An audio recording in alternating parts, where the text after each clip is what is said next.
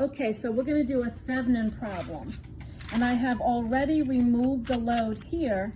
When I see Thevenin and I see two different sources, a voltage source and a current source, I think superposition.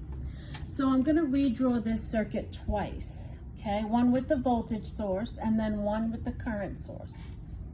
Here is with the voltage source. So here the load is open and the current is open. So here they have 0 volts going. Really all we have is a series circuit right here.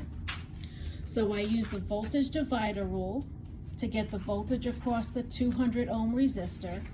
So now I can get voltage A to B this way. So voltage A to B is plus 23 minus 1.10, and then I go to B.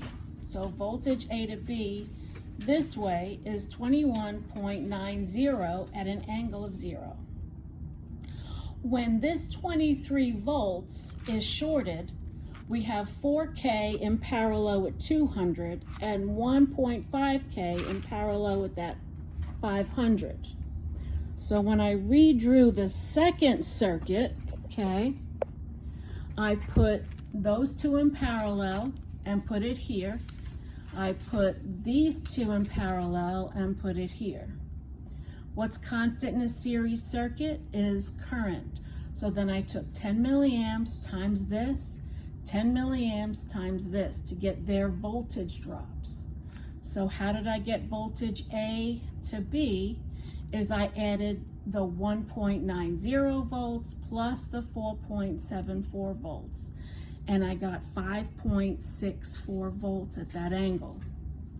So because both of them were positive, to get VTH, I add VAB1 and VAB2 and get 2570 at that angle, okay?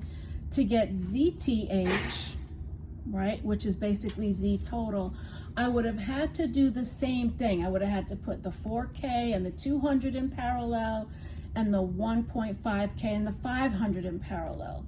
So I've already done the work. So to get ZTH, I'm simply adding those components and putting them in the Thevenin equivalent circuit.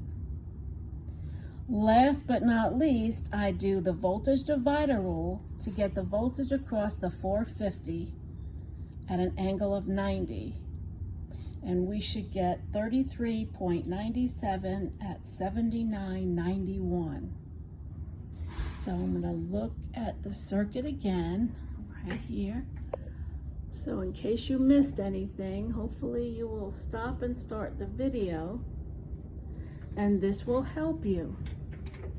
And by the way, I love giving this one on the test, so there's that. Bye.